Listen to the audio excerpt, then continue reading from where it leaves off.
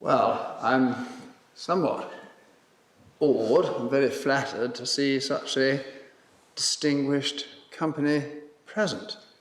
I'm sorry that in the second week of Wimbledon you've been driven to come here, deeply flattered. I hope you'll find something worthwhile to take away.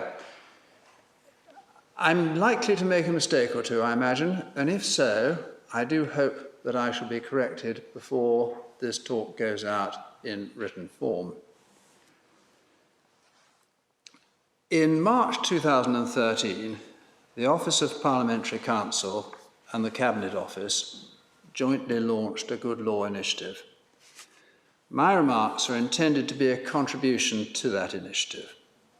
My perspective on the subject comes from different sources. In part, it comes because much of the work of the courts involves the interpretation of sometimes difficult legislation. I've also been privileged to spend 4 years at the Law Commission of England and Wales.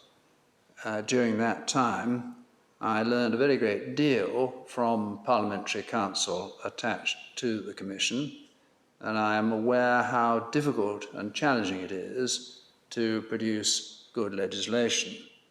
I have a high admiration for the skills of parliamentary counsel.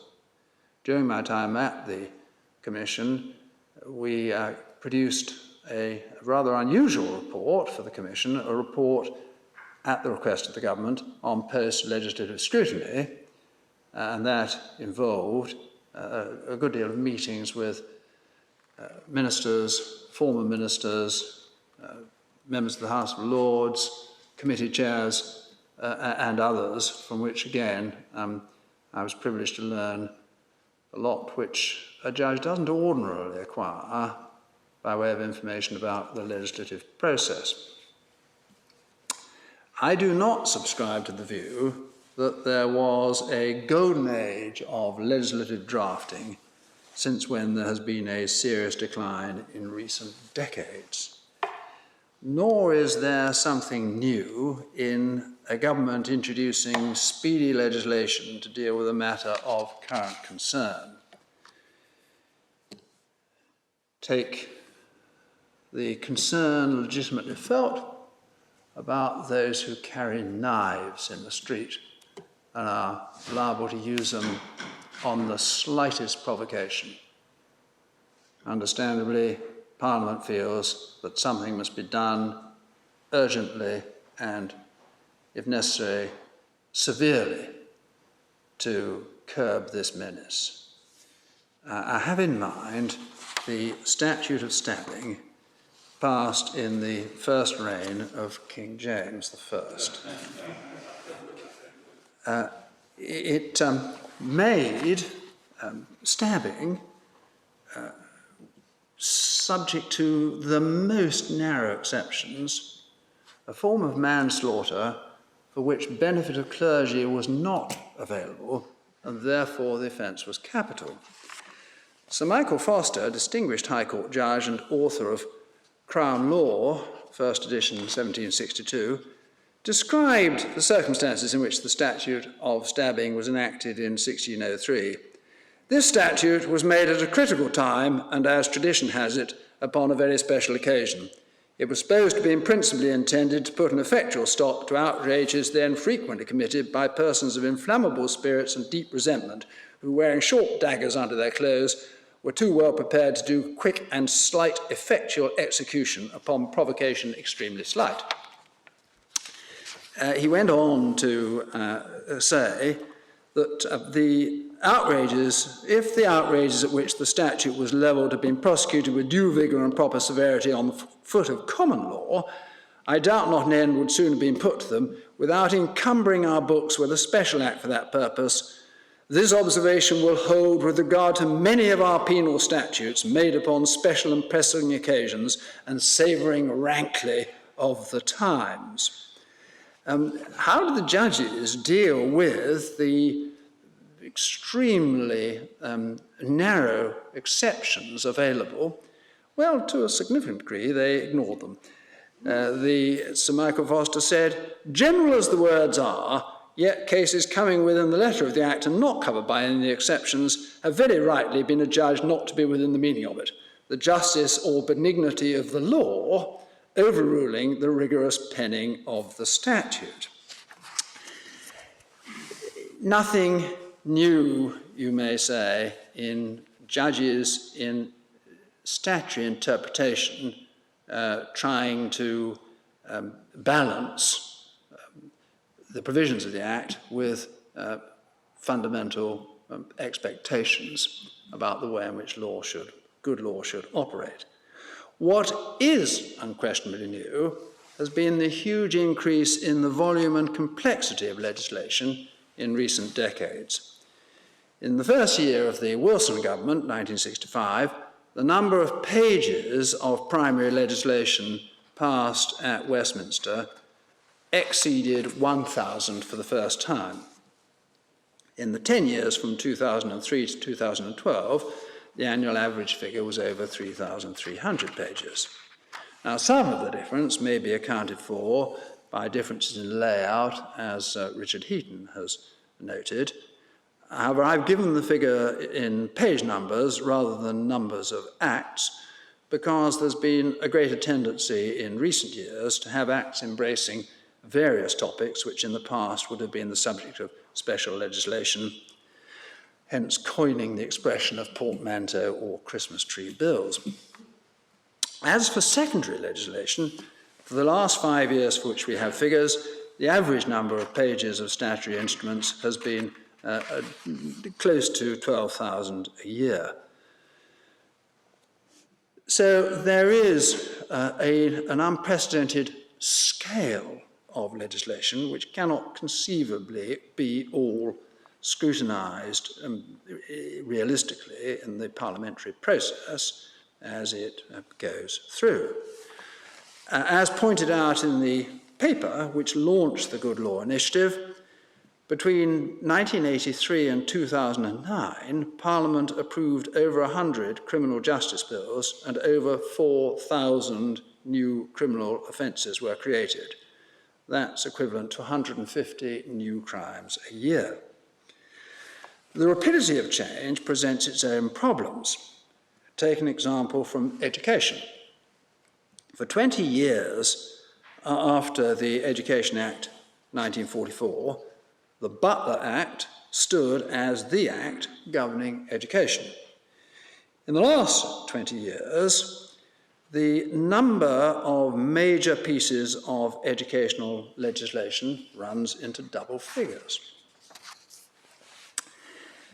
Typically, such acts are not standalone acts in the sense that they contain the entire legislation on the subject.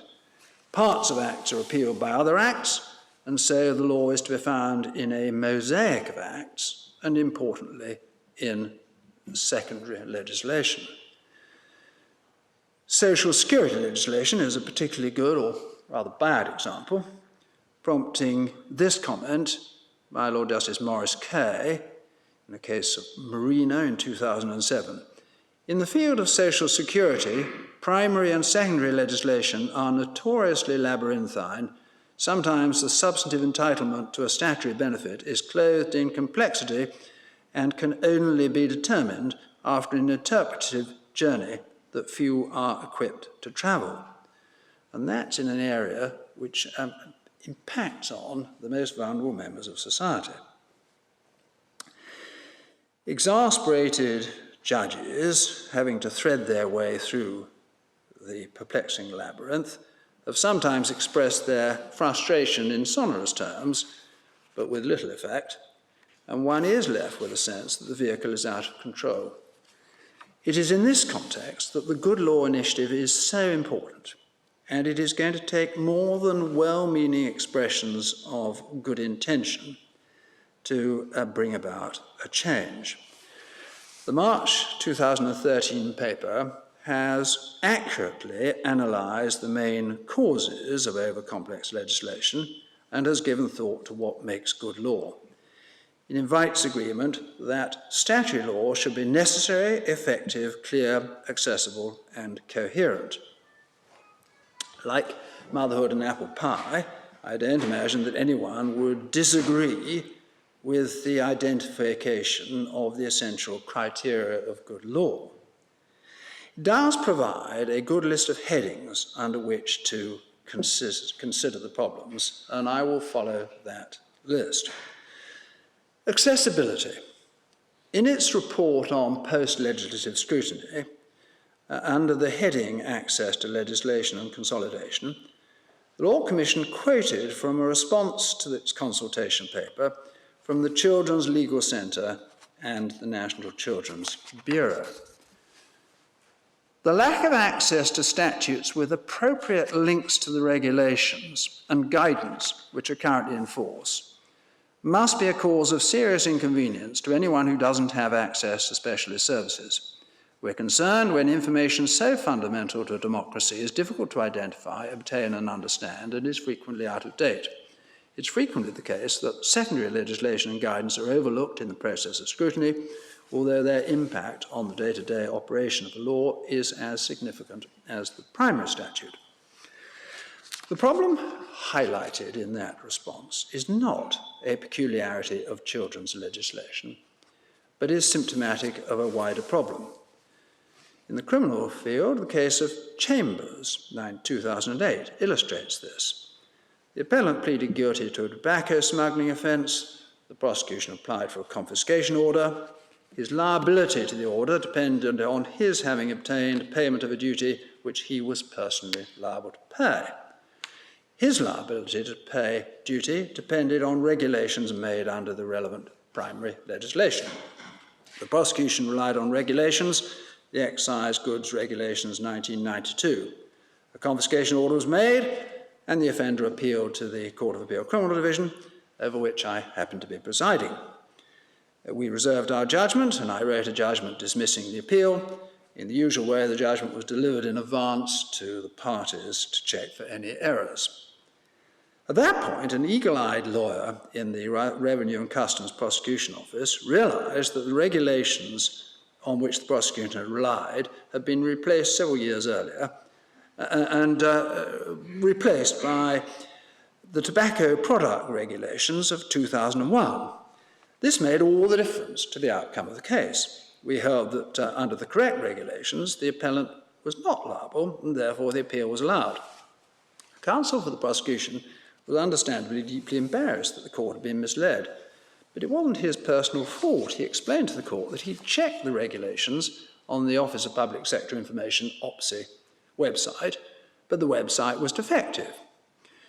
We noted in giving judgment that there is no comprehensive statute law database with hyperlinks which would enable an intelligent person, by using a search engine, to find out all the legislation on a particular topic. This means that the courts are, in many cases, unable to discover what the law is, or was at the date with which the court is concerned, and are entirely dependent on the parties for being able to inform them what were the relevant statute provisions which the court has to apply. This lamentable state of affairs has been raised by responsible bodies on many occasions. We then referred to a report by the House of Lords Committee on the merits of secondary legislation, as well as the Law Commission's report. Lord Bingham quoted from the judgment in Chambers in his book, The Rule of Law. He said, reporting and commenting on this case in The Guardian, Marcel Berlin suggested that the age-old maxim might have to be revised. Ignorance of the law is no excuse unless there's no way of finding out what the law is.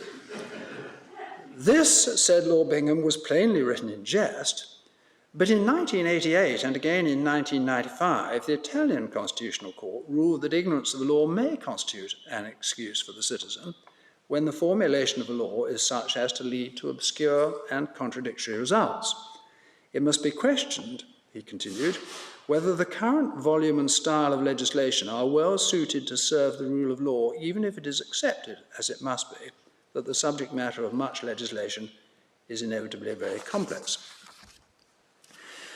In its report on post-legislative scrutiny, the Law Commission had recommended that steps should be taken to ensure that the relevant provisions of primary and secondary legislation should be capable of being accessed in a coherent fashion by a straightforward and freely available electronic search. This must surely be an elementary requirement in a democracy which prides itself on respect for the rule of law.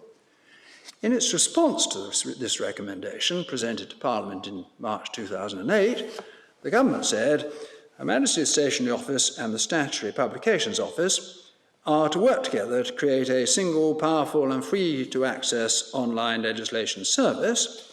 Over the past 2 years, HMSO, via the OPSI website, has embarked on wide-ranging improvements to how legislation is published online, taking account of key usability features for layout and navigation. HMSO, OPSI and SPO will continue to work together with the government's online legislation visitors to improve the service and ensure that UK legislation is available in a high quality and straightforward terms with a freely available and powerful search. That was 2008. 6 years later, we still do not have a reliable and comprehensive database freely available online, which brings together all the relevant legislation on a topic with hyperlinks to relevant secondary legislation. Serious questions may in future arise of the kind hinted at by Lord Bingham as to whether legislation which is undiscoverable by the public possesses the quality of law in all circumstances. If, for example, an issue arose under the European Convention on Human Rights, in which the government sought to justify an interference with a convention right by reference to such a law, the question of its entitlement to do so might be moot. In Sunday Times in the United Kingdom, 1979, the European Court of Human Rights said, "The law must be adequately accessible. The citizen must be able to have an indication that is adequate in the circumstances of the legal rules applicable to a given case. A norm cannot be regarded as a law unless it is formulated with sufficient precision to enable the citizen to regulate its conduct. He must be able, if need be with appropriate advice, to foresee to a degree that is reasonable in the circumstances the consequences which a given action may entail." It's hard to see how that could be so if neither he nor a competent advisor could discover what the law is. Necessity. On the 20th of May 2013, the House of Commons Political and Constitutional Reform Committee published a valuable report entitled Ensuring Standards in the Quality of Legislation. It annexed a 3-page draft code of legislative standards. It's an admirably succinct summary of the information which ought to be provided to Parliament for the purpose of scrutinising legislation. There's nothing in it, I can see, which is inappropriate. It would be a good thing if the draft code were on the desk of the manager of every bill team and ingrained in the consciousness and subconsciousness of legislative drafters. On the subject of necessity, the draft code includes in the list of things which should be drawn to Parliament's attention under the heading legislative background, an explanation of why legislation, rather than any other means, is necessary to fulfil the policy intention. This might be thought to be basic but important. Unfortunately, the government's response, dated the 25th July 2013, was almost entirely negative. It stated, "The government doesn't believe that a code of legislative standards is necessary or would be effective in ensuring quality of legislation. It's the responsibility of Parliament to bring forward legislation of a high standard, and it has comprehensive and regularly updated guidance to meet this objective. This is publicly available and can be used by parliamentarians in fulfilling their role of scrutinising legislation. Following a recent review, existing guidance for Parliamentary Council will be consolidated in the Cabinet Office's Guide to Making Legislation to further improve accessibility." The current Guide to Making Legislation, published in the same month, runs to 305 pages. It's a technical handbook for officials. It contains much procedural detail, but it doesn't address many of the fundamental points identified in the 3-page draft code of legislative standards. It makes passing reference, but no more, to material on the Office of Parliamentary Counsel website about good law. Nowhere does it suggest that Parliament should be given a clear explanation why the legislation is necessary. Does this matter? Reference has already been made to the creation in recent years of large numbers of new criminal offences, and this provides a good example. Some have undoubtedly been necessary, but many of them have simply provided a new section under which a person may be prosecuted for conduct which was already criminal under other provisions of the criminal law. In this context, another important recommendation in the draft Code of Legislative Standards is that Parliament should be provided with a short outline of how the bill relates to existing acts.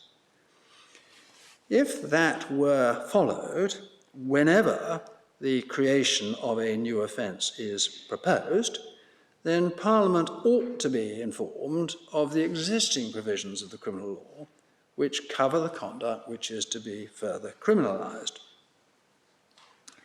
Many instances of duplication in the criminal field could be given. One such example is the provided by stalking legislation, which has a rather quaint history. In the interests of time, and in order that we have time for discussion at the end, I'm going to omit the details. It is rather a good story. It will be on the published version. You will find that when stalking was first made a criminal offence, it was done in very wide terms because the minister told Parliament that it was impossible to define stalking, but 15 years later a new offence was created of stalking, this being the paradigm conduct at which the original offence had been directed but was then thought to be impossible to define. So we now have duplicatory provisions. The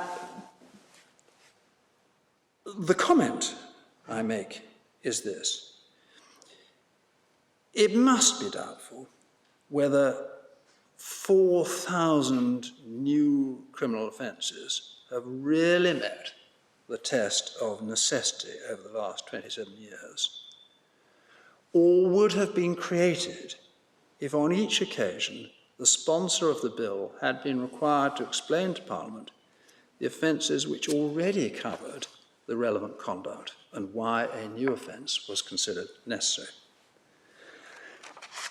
Clarity and coherence. The selection and management of government legislation is conducted through a cabinet committee system in which the Parliamentary Business and Legislation, PBL committee, occupies the central role. The work of the PBL committee is summarised in the Cabinet Office's Guide to Making Legislation. In the way that the system has developed, there is a fundamental and endemic problem with the timescale, and this lies at the heart of the problem of legislation which lacks the clarity and coherence which it should have. As the guide states, the PBL committee typically receives from departments around twice as many bids for legislative slots as there are slots available. For obvious reasons, a department is not going to set up a bill team and work on the detail of proposed legislation before it knows that it has a slot. The legislative programme is chosen annually, and if a department wins a slot for a bill, then the clock starts to tick for the bill to be produced on time. Governments may assert until they're blue in the face that the system allows sufficient time for passing legislation of proper quality after all appropriate consultation. But the evidence to the contrary is all around us in the statute book and in the daily work of the courts. I do not exaggerate, nor is it surprising. I know from experience at the Law Commission that it takes longer to prepare a bill which is short and clear than it takes to prepare one which is long and obscure. For further evidence that bills are frequently introduced in a state where the details have not been satisfactorily worked out, you have only to look at the number of government amendments. Often they are individually minor, but the details matter, and such amendments can affect the overall coherence of the bill. Daniel Greenberg, former parliamentary counsel and the editor of Craze on Legislation, explains it from a drafter's viewpoint in his book Laying Down the Law. I quote, "There is a general and unspoken assumption that parliamentary counsel are requested to make any required policy changes on which they're instructed for draft amendments using the minimum number of amendments and the smallest amount of structural disruption to the bill. This is very often like being told to take a hippopotamus and convert it into a giraffe while breaking as few bones as possible. This is easier to do than one might think, but the result is rarely going to look like one of the more elegant products of evolution. It's far from unknown for the government to introduce whole sections into a bill in the course of its passage. The Law Commission was on one occasion asked to produce a report on an important aspect of the criminal law, and I was told that the report would be needed by a particular time, so that if the government wished to adopt the proposals, it could do so by amending a proposed bill at the third reading and report stage, so adding an entirely new branch to a Christmas tree bill. This didn't happen, but it surprised me that introducing a significant change to the criminal law at that stage of the legislation was contemplated at a stage before even the bill was introduced. If central government could really be persuaded that improving the clarity and coherence of legislation is a matter for serious concern and should have a high priority, both the system and the remedy lies in its hands. There is no reason, for example, why in the first half of a parliament a bill should not be allotted a provisional slot in the year after next in appropriate cases. That would give the bill team and council more time in which to produce a properly finished bill, which should preferably then be considered in draft by a joint parliamentary committee. Although successive governments have acknowledged in general terms the merits of pre-legislative scrutiny, it is still only a minority of bills which are published in draft. Come to consider a little more what we mean by clarity. Clarity can be judged in different ways. Sir Edward Caldwell, who for 4 years after his retirement from being first parliamentary counsel headed the team of parliamentary counsel at the Law Commission, was asked by a lawyer at the Commission whether he thought that the test of clarity was whether a bill was readily comprehensible on a straightforward reading, or whether it could be relied upon to produce a predictable, clear result on the facts of a particular case. He said that the drafter seeks to do both, but he acknowledged that it can be very difficult.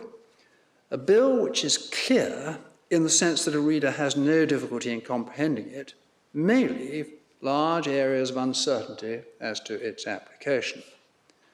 A bill which is more highly engineered may in the end produce a more predictable result, but may be more difficult to comprehend. Anyone who has ever tried to draft a bill on a subject of any complexity knows that it takes time as well as skill to produce legislation which achieves both purposes.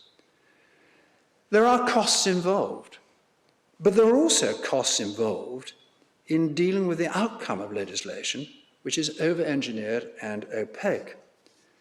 Many examples could be given, but I will mention only the Proceeds of Crime Act 2002. The aim behind the legislation and its statutory predecessors was clear and laudable: to take away from criminals the proceeds of their crimes. The government could have adopted a fairly simple legislative model, which would have involved stating the purpose of the Act and giving to the courts wide powers to achieve that purpose.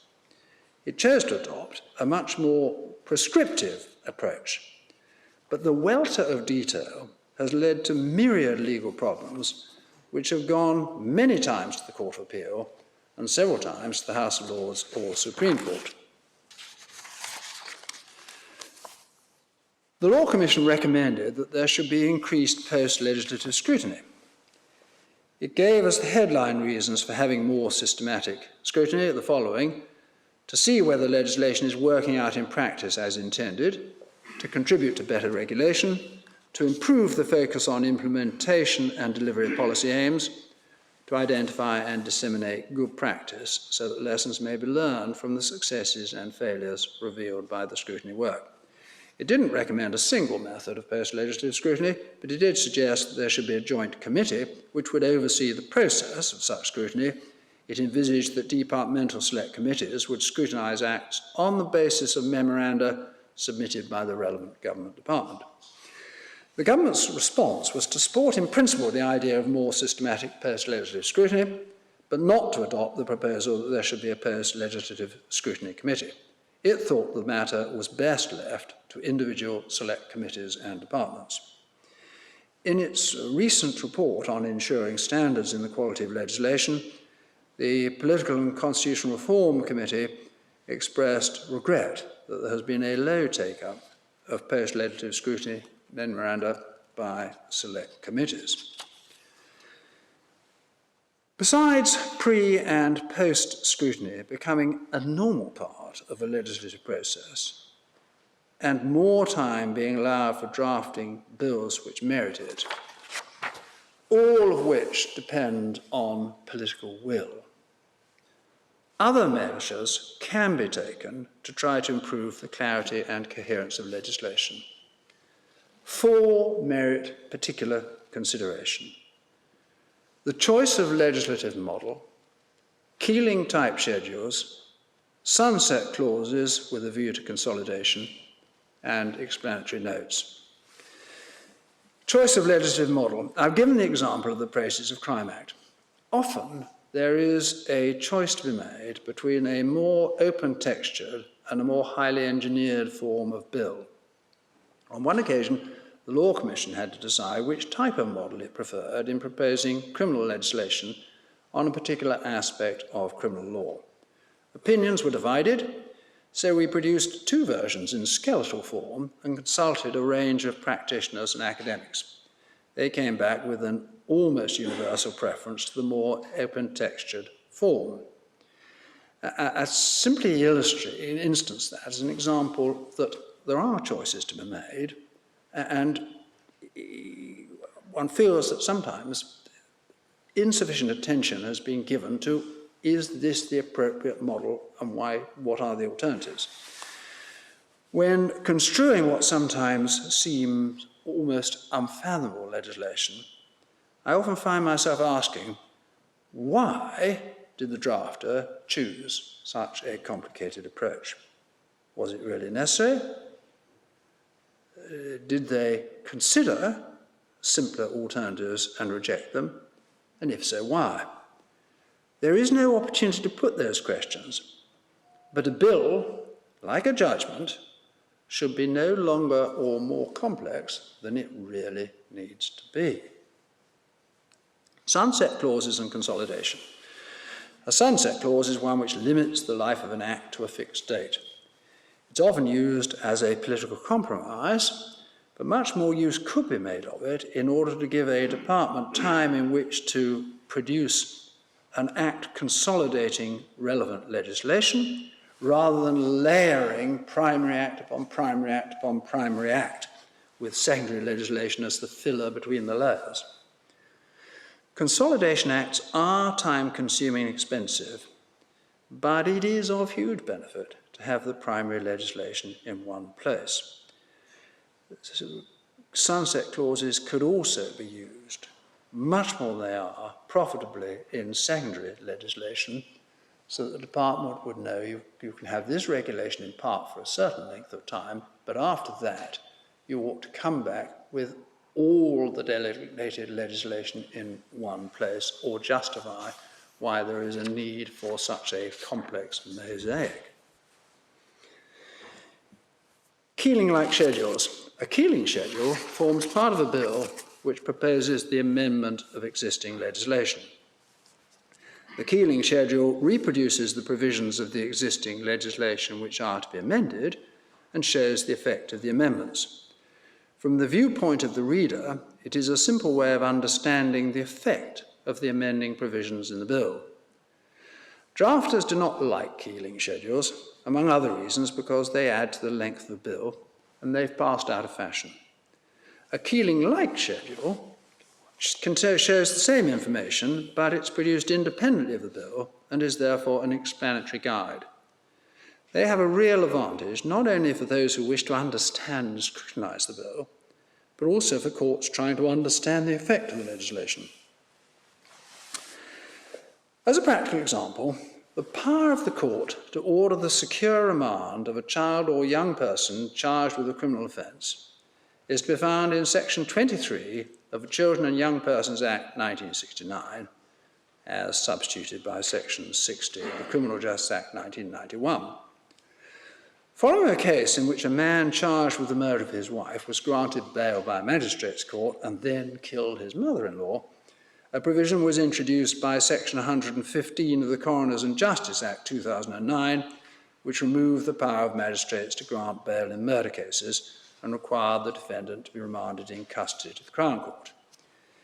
In R and the Lewisham Crown Youth Court in 2012, the question arose whether Section 115 of the 2009 Act required a child or young person charged with murder to be remanded by the youth court to a prison establishment rather than to local authority accommodation under Section 23 of the Children and Young Persons Act. As a first step in answering that question, the court had to understand the operation of Section 23 of the 1969 Act, about which the Divisional Court said in its judgment as follows. Section 23 has been amended many times. In its present form or forms, Section 23 is remarkably difficult to follow. I use the word forms because part of the complexity is that there are effectively two versions of the section, one version for boys aged between 10 and 14 and girls between 10 and 16, and the other version for boys aged 15 or 16. This comes about because Section 98 of the Crime and Disorder Act 1998 provides, and I don't expect everybody to follow this instantly as it's read, Section 23 of the 1969 Act shall have effect with the modifications specified in subsections 2 to 6 below in relation to any male person who is of the age of 15 or 16 and is not of a description prescribed for the purpose of subsection 5 of the section and is not remanded in connection with the proceedings under the Extradition Act 2003. There follow a considerable number of modifications. The court continued, this makes it difficult for a court to navigate its way through the section because in the case of a 15 or 16-year-old boy, it is necessary to read the other version as subject to a large number of amendments. Helpfully, the Youth Justice Board has produced a rewritten version of Section 23 as it applies to 15 and 16-year-old boys.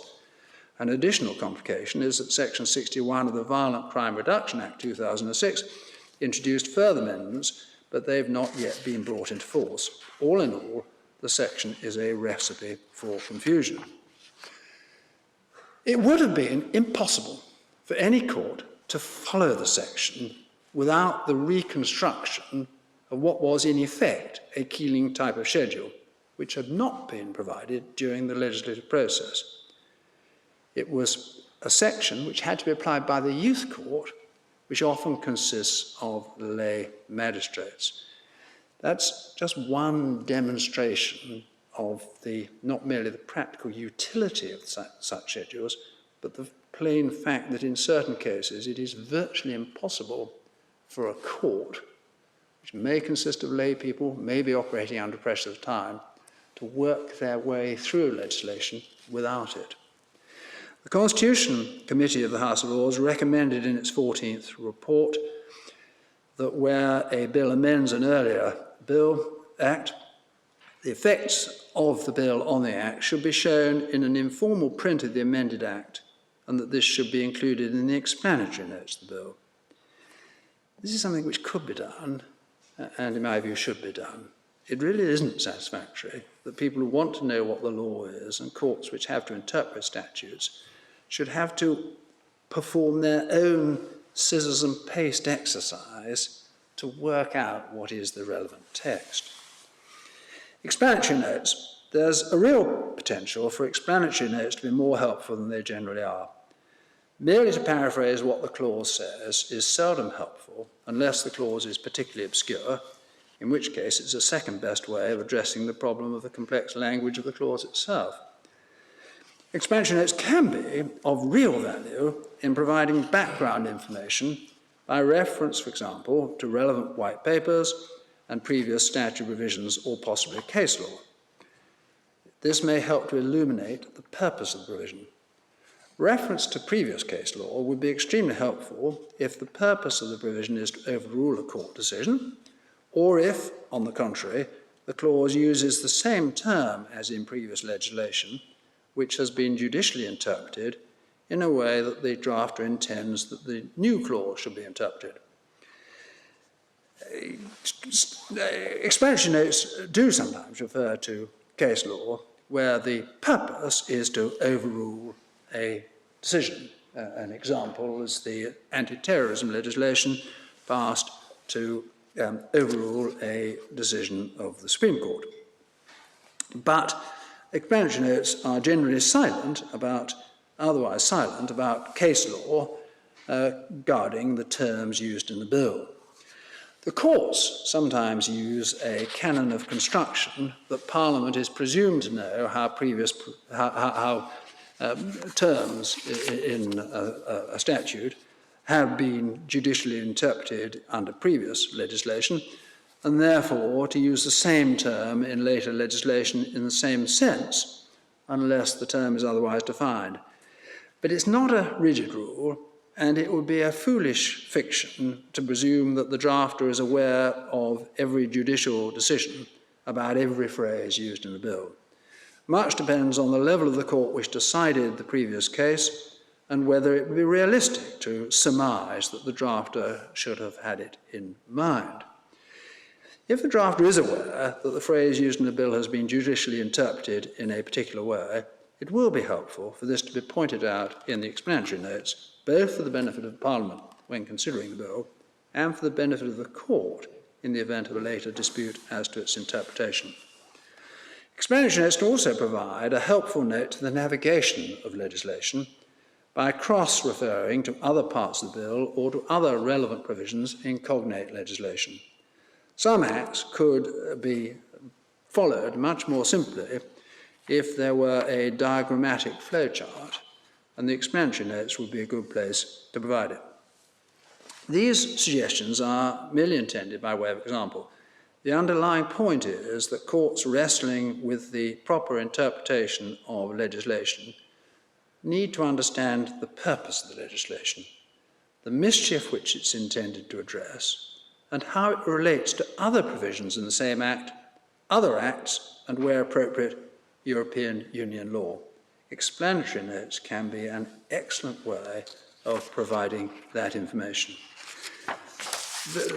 So, besides the fundamental endemic problem which arises from the way in which our system of selection of bills and the time constraints for producing them impacts on our legislation, those are a variety of ways, none of them original, by which the clarity and comprehensibility and coherence of statutes could be improved, which do not require a fundamental change in parliamentary processes.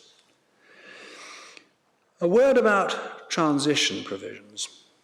When legislation is repealed or amended, it will generally continue to have effect in relation to events predating the change. Transition clauses are the standard way of preventing the old and new law from operating incoherently at their interface, but the problems aren't always sufficiently understood. The consequences can be serious. Changes in sentencing provisions provide good examples. What's to happen if a sexual offender is charged with a large number of offences spanning the operation of present and previous sexual offences, and a victim is unable to state whether the conduct occurred before or after the statutory changeover. This problem was considered by the court in the case of C in 2006, and the court lamented the fact that it was not possible to interpret the 2003 Sexual Offences Act or the statutory instrument made under it so as to provide a coherent transitional regime from the previous Sexual Offences Act, the 1956 Act. In that case, it might be said that the fault lay with the minister and not the drafter by failing to introduce the necessary secondary legislation, but the fact remains that the transitional problems weren't adequately thought through in advance, and the result was quite serious incoherence. A similar problem arose in the case of the Crown on the application of Noon and the Governor of Drake Hall Prison. The question there was, what was the applicant's eligibility date for release from prison? The answer was extraordinarily difficult to discover. It turned on sentencing provisions in different pieces of legislation. In the Supreme Court, Lord Phillips said, "The road to hell is paved with good intentions. In this case, the good intentions were to introduce mandatory rehabilitation for very short-term prisoners by coupling time spent in custody with a release period under licence. This was known as custody plus. Hell is a fair description of the problem of statutory interpretation caused by transitional provisions introduced when custody plus had to be put on hold because the resources needed to implement the scheme didn't exist." The Lord Chief Justice, Lord Judge, described it as outrageous that so much intellectual effort, as well as public time and resources, had to be expended to discover a route through the legislative morass to what should be, for the prisoner herself and those responsible for her custody, the prison authorities, the simplest and most certain of questions. What was the prisoner's release date? These were particularly bad examples, but what they illustrate is the need for legislation to be coherent not only internally, but in the way which it interfaces with the operation of the law which it is replacing, but which will continue to have effect during a run-off period, which in the case of serial sexual offenders may be lengthy. The last of the headings, effectiveness. This is a convenient heading under which to turn finally to the role of the court in interpreting legislation. Within limits, the courts can endeavour to ensure that legislation is interpreted in a way which is consistent with the underlying policy of the legislation and avoids causing mischief. I use the words within limits because the court is not a revising chamber. Its constitutional role is that of interpretation. This is not the occasion for a general lecture on statutory interpretation, about which there are excellent textbooks. There are, however, certain features of the court's jurisdiction which are particularly relevant to the topic under discussion. In interpreting legislation, courts often refer to the intention of Parliament. It's an artificial phrase because Parliament doesn't have an individual mind, but it's still a useful phrase. The task of the court is not to look for the subjective intention of the minister or other person who promoted the legislation, nor the subjective intentions of the individual members or even the majority of members of either house. As Lord Nichols said in the case of ex parte Spath in 2000, these individuals will often have widely varying intentions, and their understanding of the legislation and the words used may be quite impressively complete or woefully inadequate. The task of the court is to identify the meaning borne by the words in the particular context, but in doing so, the courts ascribe to Parliament an intention that the legislation will bear a meaning that is rational and coherent. Two particular areas are of topical relevance in which the courts are likely to adopt a restrictive approach. One is where the legislation on its face is capable of being read in a way which would erode fundamental rights, or other aspects of our system of law which would ordinarily be taken for granted. Here, the courts are likely to apply the principle which has come to be known as the principle of legality, an expression coined by Lord Hoffman in the case of Sims in 2000, where he explained the principle in this way: parliamentary sovereignty means that Parliament can, if it chooses, legislate contrary to fundamental principles of human rights. The Human Rights Act 1998 won't detract from this power. The constraints upon its exercise by Parliament are ultimately political, not legal, but the principle of legality means that Parliament must squarely confront what it's doing and accept the political cost. Fundamental rights cannot be overridden by general or ambiguous words. This is because there is too great a risk that the full implications of their unqualified meaning may have passed unnoticed in the democratic process. In the absence of express language or necessary implication to the contrary, the courts therefore presume that even the most general words are intended to be subject to the basic rights of the individual. This is not a novel principle.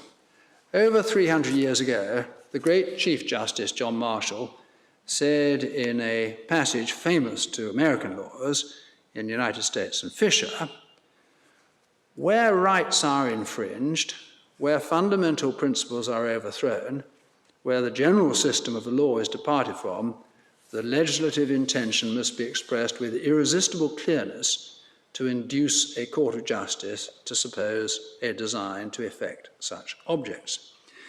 It's not an anti-democratic principle. On the contrary, it's designed to ensure that Parliament's attention is inescapably drawn to the implications of the proposed legislation. Let me return to the Lewisham Youth Court case to which I referred, the case about whether Section 115 of the 2009 Act required children or young people charged with murder to be remanded into the prison estate. It is many decades since child defendants in criminal cases in England and Wales have been put in prison. Where there is a need for them to be detained in secure conditions, provision for this is made within Section 23 of the Child and Young Person Act. But they're not held within the prison estate. The Divisional Court held that Section 115 of the Criminal Justice of the 2009 Act should not be construed as creating an exception. It said, besides linguistic considerations, there's a constitutional point here of some importance. If the drafter conceived it to be the purpose of the minister promoting the bill that the Children and Young Person Act 1969, Section 23, should be qualified so as not to apply to a child or young person appearing to youth court on a charge of murder, this should have been made clear in the bill by express language. I have no doubt that Parliamentary Counsel would in truth have done so.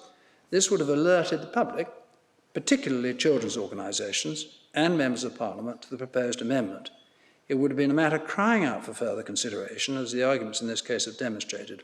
Among other things, it would have raised a serious question as to its conformity with the UN Convention on the Rights of the Child, and that would have been a matter of likely concern to the Parliamentary Joint Committee on Human Rights. Counsel for the DPP has helpfully researched the debates on the bill, including in committee. It's striking that the position of children and young people appears never to be mentioned. It's plain that the implications of Section 115, for which the DPP contends, passed unnoticed because they were never spelled out. The message for departments and drafters is clear. If a bill is intended to interfere with what are customarily regarded as basic individual rights or the norms of our legal system, such intention must be expressed with irresistible clearness. A more difficult problem arises where Parliament enacts legislation in terms which are capable of catching conduct which isn't the mischief aimed at, and the government responds to criticisms of the excessive width of a bill by saying that the enforcing authority, generally the Director of Public Prosecutions, can be relied on not to enforce it in circumstances where it be inappropriate. In some areas of regulation that may be objectionable, but it's a matter of serious concern when it affects the creation of criminal offences. I've given the example earlier of the Protection from Harassment Act and how that came to be passed. In its judgment, in the case of Mark Smith, the Court of Appeal said this: in introducing the 1997 Protection from Harassment Act, the government recognised that Clause 1, which became Section 1 of the Act, was widely drafted, and it would be for the courts to construe its proper scope. This, you may recall, was the anti-stalking legislation, which was drafted in extremely wide terms because of the supposed impossibility of defining stalking. The court continued, this leads to the question how the court should respond when interpreting legislation drafted in terms which on a natural reading may appear to catch conduct far wider than the mischief which Parliament had been invited to address. The decision in Pepper and Hart was controversial, and the courts have been generally cautious about looking at things said in Parliament as an aid to construction.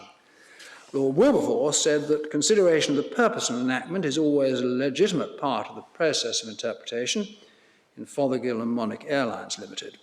The extent to which the court should apply the mischief approach must be a matter of judgment in the individual case. There is a case for saying that the court should, where they think it appropriate, look more readily at ministerial statements which may help to identify the mischief which Parliament was invited to regard as the object of the legislation, and shouldn't be inhibited from construing it accordingly, even when a natural reading of seemingly wide words might warrant a wider construction. This is a difficult area. The DPP has an individual discretion whether to prosecute on the facts of the particular case, and it's essential that he or she should have such a discretion. However, there are serious constitutional objections to Parliament in effect delegating to the DPP the task of delineating by guidelines the scope of cases where the criminal law will be applied, and so shaping the effective scope of the criminal law. One problem is that this is liable to create a body of soft law alongside the hard law enacted by Parliament. Soft law arises from the establishment of guidelines which may then give rise to satellite litigation in the form of applications for judicial review by those who complain that the DPP has failed to follow his or her own guidelines in deciding whether or not to prosecute in a particular case. The courts have had experience of that. There is a more fundamental objection identified by Lord Hughes in his judgment, in the recent judgment in the difficult and sensitive case of Nicklinson. Referring to the cases where the DPP is asked to state in advance when a particular form of behaviour will result in prosecution, Lord Hughes said, then she is in immediate peril of crossing a constitutional Rubicon. She is in danger of doing one or both of two things. First, she's likely to create an advance exemption from the law for a particular group of offenders. Second, she's likely in effect to modify the law as laid down in statute or common law. She has no power to do either of these things. Both are a breach of her constitutional position. She is head of a branch of the executive, albeit one with a degree of independence of a non-ministerial government department. As Lord Bingham pointed out in Pretty, the power to dispense with and suspend laws in the execution of law without the consent of Parliament was denied to the Crown and its servant by the Bill of Rights. It is properly the function of Parliament to ensure that criminal offences are defined in terms which are apt to the mischief against which they are aimed. If the language used is wider than necessary for that purpose, the courts will lean where possible to interpreting the Act in a manner which conforms with the underlying purpose. However, the courts must here tread a tightrope between, on the one hand, truly interpreting legislation in accordance with its underlying purpose, which is permissible and indeed the court's responsibility, and revising the legislation in the way which they would have preferred it to be, which would be unconstitutional. Aside from cases where the ordinary meaning of legislation seems overwide, there are sometimes cases where the language is simply defective at hitting the mark at which the statute is plainly aimed. Thanks to the skill of parliamentary counsel, instances where a court is driven to conclude that there has been a pure drafting error are rare, but not unknown. In such cases, the court has power to correct the error in discharging its interpretive functions. as the House of Lords held in Inco Europe and First Choice Distribution in 2000. But as Lord Nichols stressed in that case, it must proceed with great caution in order to avoid the appearance of judicial legislation. He said, before interpreting a statute in this way, the court must be abundantly sure of three things. One, the intended purpose of the statute or provision in question. Two, that by inadvertence the draftsman and Parliament fail to give effect to the purpose of the provision in question. And third, that they must be sure of the substance of the provision Parliament would have made, although not necessarily the precise words Parliament would have used had the error been noticed. I should say no more about this, not only because of the time on the clock, but also because the Privy Council heard a case last week where this principle lies at the heart of the appeal, and we'll have to be giving a judgment on that subject in the not too distant future. Suffice it to say, for present purposes, that this is a useful power, but one only to be used in the most glaring of cases. So to conclude, criticisms by judges of the drafting of legislation is no new thing. It must be remembered that the court's views may not be entirely representative, drawn from the legislation which has come before them, and which is, by the nature of things, likely to be more problematic than other legislation. It is therefore appropriate to finish with a reference to Lord Bingham's judgment in the case of Quinterville in 2003, where he said, such is the skill of parliamentary draftsmen that most statute enactments are expressed in language which is clear and unambiguous and gives rise to no serious controversy. That said, the Good Law Initiative addresses a serious and important problem, or rather set of problems. Like other aspects of the legal system and government, improvement will come only when all those with responsibility for shaping and interpreting the statute book are committed, not just in word, but in fact, to improving the process for which the Law Commission was established in 1965, which was to bring about the simplification as well as the modernisation of the law. Thank you for your patience. I think we have a few minutes, if people wish, for discussion. I phrase it for discussion rather than questions, not because I'm trying to duck out of justifying or seeking to justify what I've said, but because I think, given the nature of this audience, it would perhaps be more appropriate to invite people's comments and discussion rather than feel people should be constrained to asking questions. Quite obviously, anybody who wants to leave straight away, please feel free to do so without any embarrassment. Thank you for your patience and courtesy.